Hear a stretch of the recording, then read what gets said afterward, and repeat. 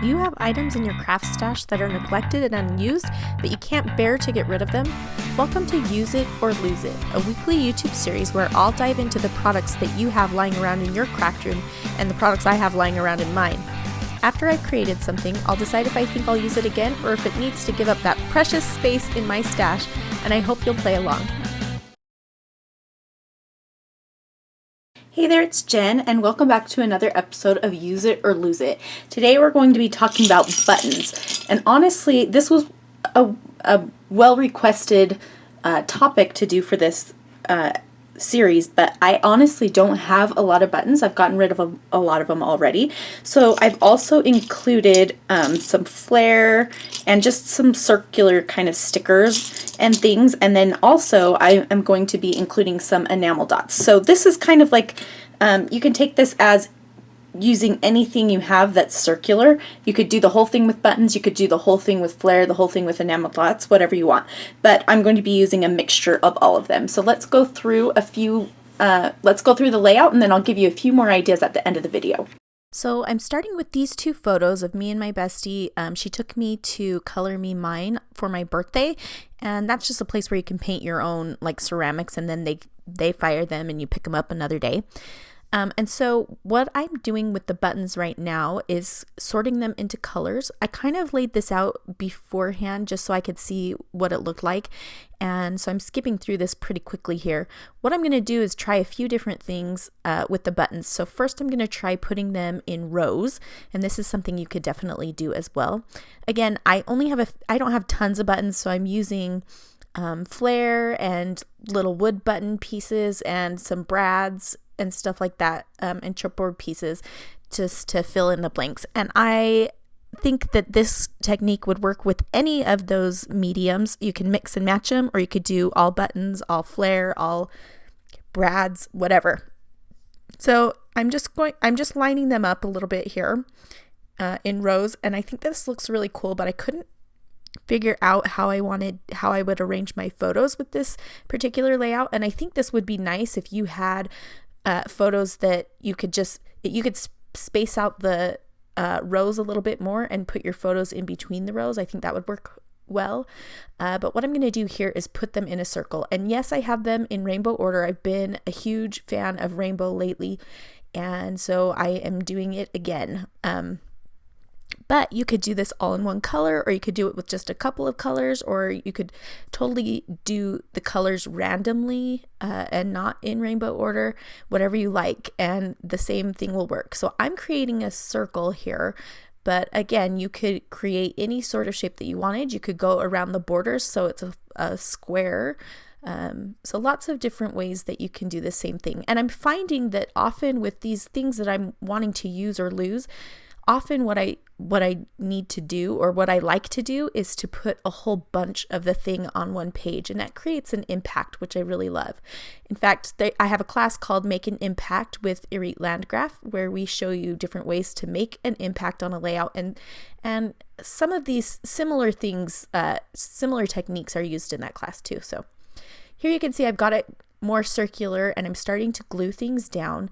I'm not gluing down the buttons because I'm going to stitch those on. Now, you don't have to do that, obviously. If you don't like stitching the buttons, that's an extra step for sure. But I really like the way that it looks, and so I'm going to go ahead and do it. As I'm putting these down, in just the little tiny spaces that I recognize are coming up as I place these, I'm just putting enamel dots. And if you can see to the left, my little ring of enamel dots, today I put them in rainbow order. Like, I put all the same color on the same sheet, and it makes me so happy. And it's really easy to find them, so I really like sorting them this way. I don't know what the manufacturers are for them anymore, but I don't think it matters. So here's a brad, and I'm just using my piercing tool to go ahead and poke that through. And now I've got most of them done. You can see that little piece at the top left. I cut a piece of paper so I could kind of measure the spacing from the corners on each side, and I'm using it as a little guide. So here it is all glued down except for the buttons, and now I'm going through my thread and picking out the threads that most match the buttons that I have. And I don't have exact matches on everything, but I get pretty close, and I think it works out well. And I recently put my thread in rainbow order too. So you can see I have a little bit of an obsession with rainbows right now. And so those are the different colors that I'm going to use. Some of the buttons get the same color because they're very similar, and I didn't have anything different in my stash. So here I'm just looking for a needle to go ahead and thread these, and I'm using, so these threads come in skeins of 6, like there's 6 threads on them, and I'm just using the whole 6 threads, but you could do a smaller amount if you have a littler button or something like that. But what I'm doing is I'm just poking it through the paper, and then I will tape it on the back with some washi tape. I'll tape the thread rather than knotting it, but you could knot it if you wanted to. And so I'm just going to tape the thread, run it through the button, and then tape the other side. And it's pretty simple. I'm sure most of you know how to sew on a button.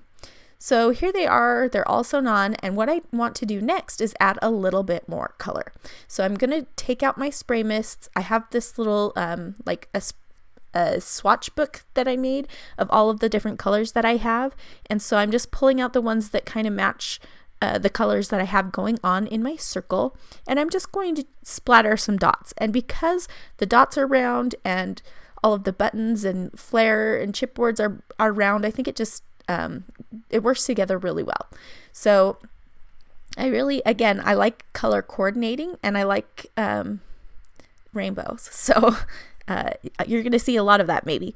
So I'm just sprinkling each color, and I noticed what I did not have was any red mist.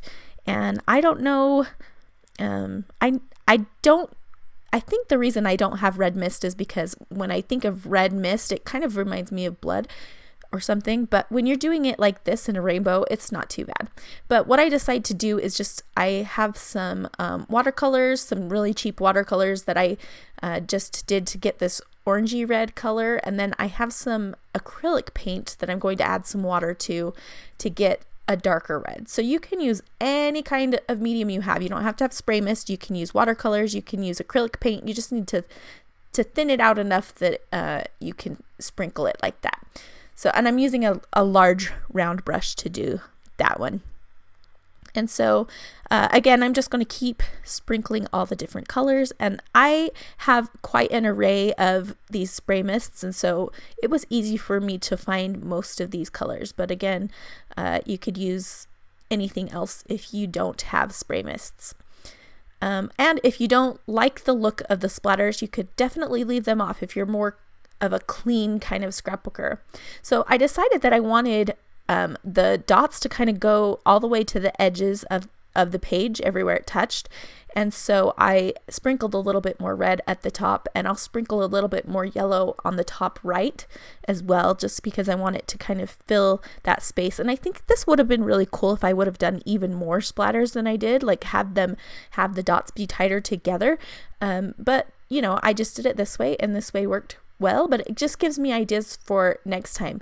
And often when I'm making layouts, maybe this happens to you too, I'll finish it, and then I'll think what I could have done differently that I would have liked it better, and I can use that in the future. Or as I'm creating it, I think of another another thing comes to my mind as I'm creating it. That's not the same as it, but it just happens in my mind. For example, doing the buttons in rows, it didn't work for this layout, but I can do that another time if I wanted to. So just I'm paying attention to my process and trying to see what other ideas I can spark from doing this.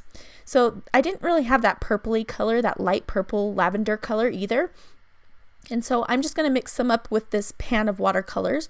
And I could have used this pan of watercolors for the entire thing really, but I just, using my mist. So I'm just spraying a little bit of water into the blue and the purple pans. And I'm sorry it's out of focus, but I just mixed a little bit of light blue with some purple, and it made that nice lavender color. So that worked out well.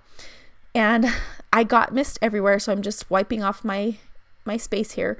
And then I'm using these Dear Lizzie large chipboard words that I've seen everybody using, and I have my hands on them, but I haven't used them yet.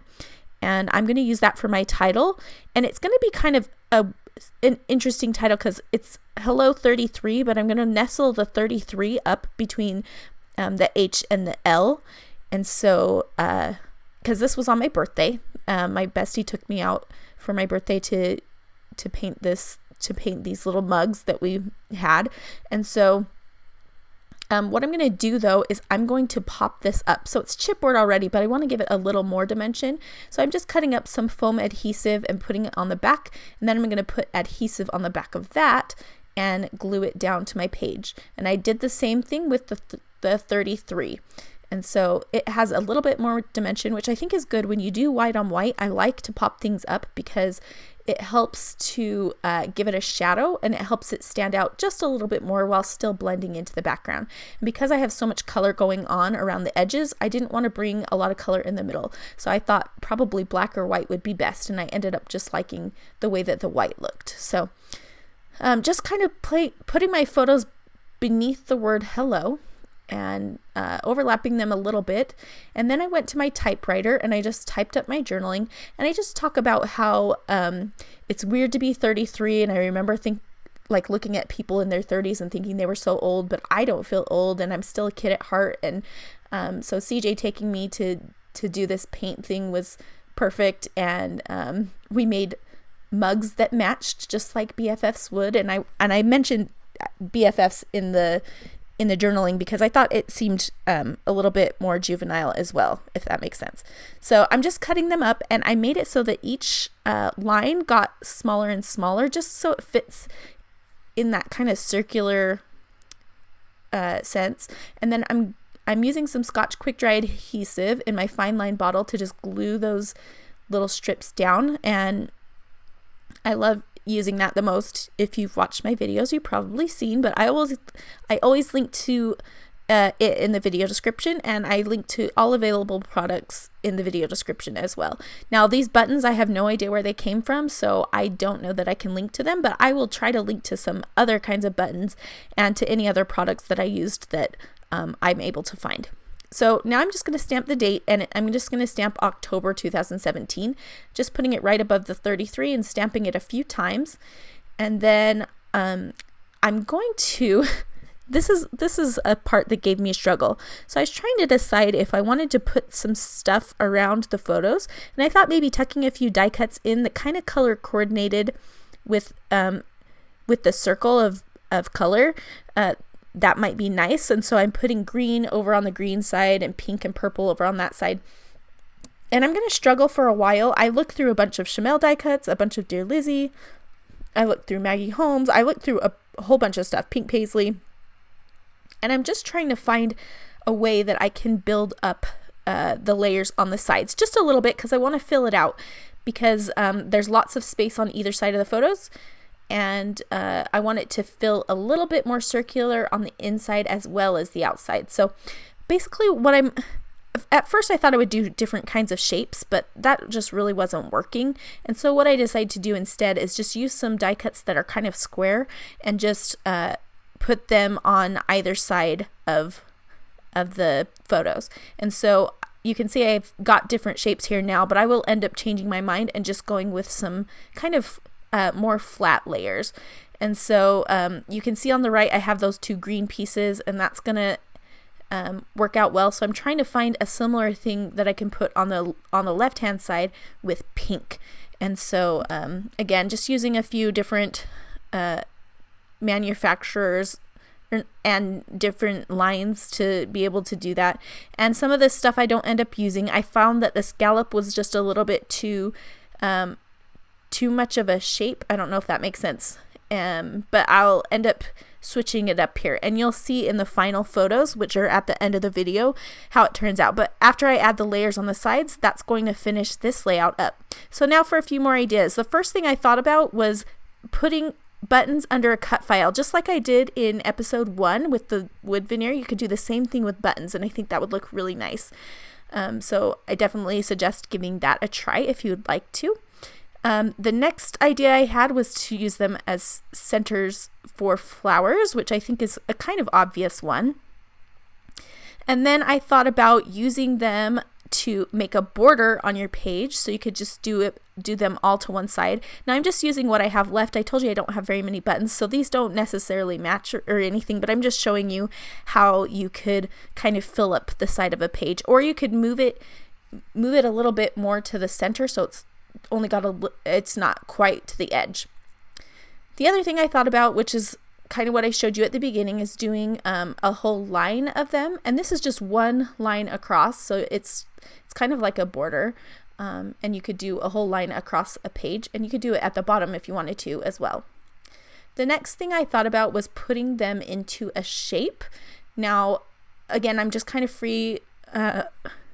freeform doing this right now and just kind of using the buttons and stuff that I have left over. But you can see how this can turn into a heart pretty easily. And you could do all sorts of shapes, and you could fill in the heart too if you wanted to. So here are the final photos. Again, you can see those clusters a little bit better to the sides of the photos. I hope that you've enjoyed this, and as always, if you have something that you need to use or lose in your stash, leave a comment in the video description below. I think I'm going to lose my buttons. We'll see you again next time.